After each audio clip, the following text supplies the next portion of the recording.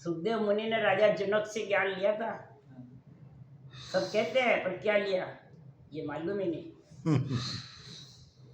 समझिए। और जब धाम पधारे, जब कैसे गए, उन्होंने क्या नवदा भक्ति छोड़ दी, क्या देवताओं को छोड़ दिया। सीता माता लक्ष्मी का अवतार थी, रामचंद्र विष्णु के अवतार थे, उनके पैर पूजे, उनकी महिमा करी। सीता माता को देवी की पूजा कराई, पार्वती की, जब शादी करी सब भाव से। और विधेयी थे खुद, सीता भी विधेयी थी, जनक भी विधेयी थे। बोलो, विधेयी मंडल में रहने का स्थान था, यही नियंचर की भक्ति थी सुखराम जी के पास जो। बोलो, विधेयी मंडल में निवास था और काम सारा करया देही में रह जितना।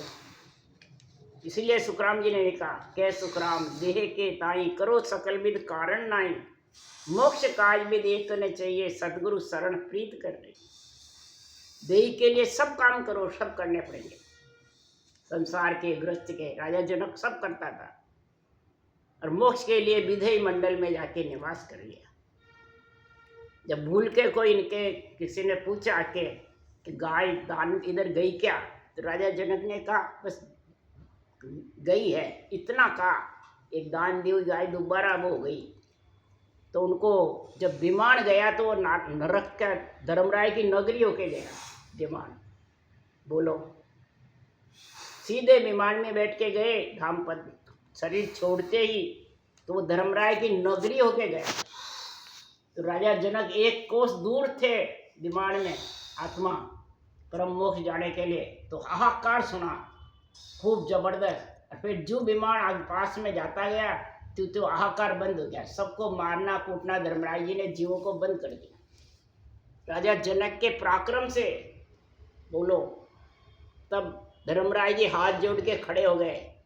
तब राजा जनक ने कहा, बात क्या।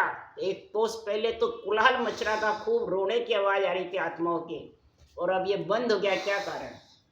कि आपकी छाया पड़ने से आपका ये ज्ञान का जबरदस्त गुण है, भक्ति का केवल, इससे सबके मारना बंद हो गया। जब राजा जनक ने कहा, जब ये इतने जीव दुखी नहीं, इसके मारने पड़े, मैं भी यहीं रहूंगा। तब कहा कि नहीं, आप तो परम मोक्ष के वासी हो, निर्वत देश के वासी हो, हम पर्वत पसारे में। धर्मराज ने तब कहा कि इन सबको स्वर्ग में भेजो, सब आत्माओं को, तब मैं परम मोक्ष जाऊंगी तो जाऊंगी। बोलो, कितनी आत्माओं को निकाला सड़क से हैं?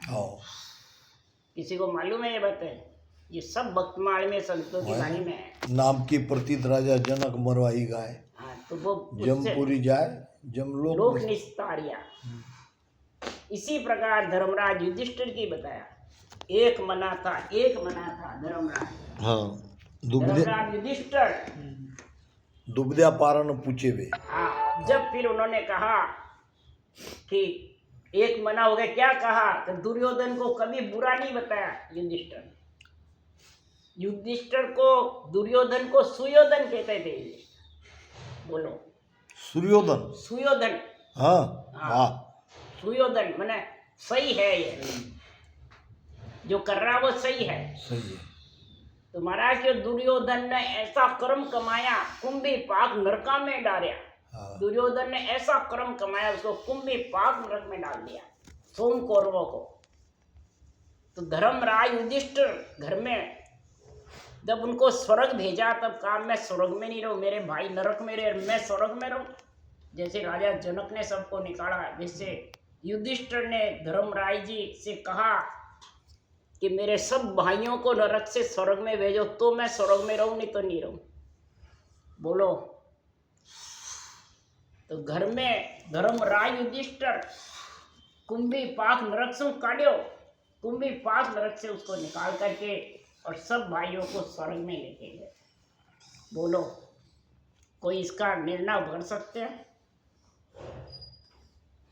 युधिष्ठिर इतने शीतल थे, धर्म के ठेकेदार थे, धर्मराज जी के अवतार थे, न्याय के अवतार थे, न्याय करते थे सिर्फ। इतने मतलब गुणवान थे। ये चीजें कब समझ में आती है? सब सुखराम जी की वाणी में लिखी हुई है। हमने कोई अलग अलग शास्त्र नहीं पढ़े हैं, इस वाणी से ही सारे शास्त्रों का निर्णय कर रहे हैं। चारों वेद 18 पुराण 6 शास्त्र 9 व्याकरण इसमें सारे समाये हुए हैं। सबका निर्णय इसमें। राम राम। बेटो आप क्या लोगे? दूध चाय कुछ नहीं, बस लेके आया हूँ। नाश्ता, हैं?